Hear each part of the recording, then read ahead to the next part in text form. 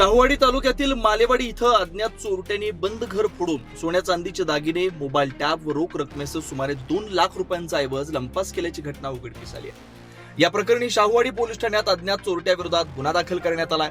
मालेवाडी येथील बाबाराम तुकाराम दळवी हे आपल्या पुतणीच्या लग्नासाठी कुटुंबासह पाडळवाडी तालुका शिराळा इथे गेले होते।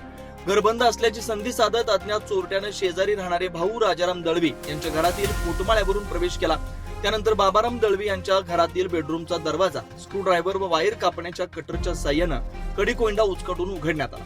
चोरट्यानं प्लायवूडच्या कपाटाचे हँडल तोडून आत ठेवलेली पत्र्याची पेटी उघडली।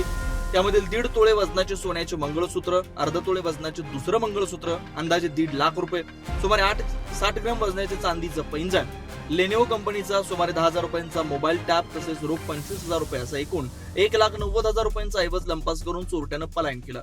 दरम्यान घरी परतल्यानंतर चोरीचा प्रकार लक्षात आल्यानंतर बाबाराम दळवी यांनी शाहूवाडी पोलीस ठाण्यात फिर्याद दिली। त्यांच्या तक्रारीनुसार अज्ञात चोरट्याविरोधात गुन्हा दाखल करण्यात आलाय। सहाय्यक फौजदार अतुल सोनूने पुढील तपास करतायत। महासत्ता लाईव्ह साठी नथुराम डवरी, शाहूवाडी। अशाच ताज्या अपडेटसाठी महासत्ता न्यूजला सबस्क्राईब करा।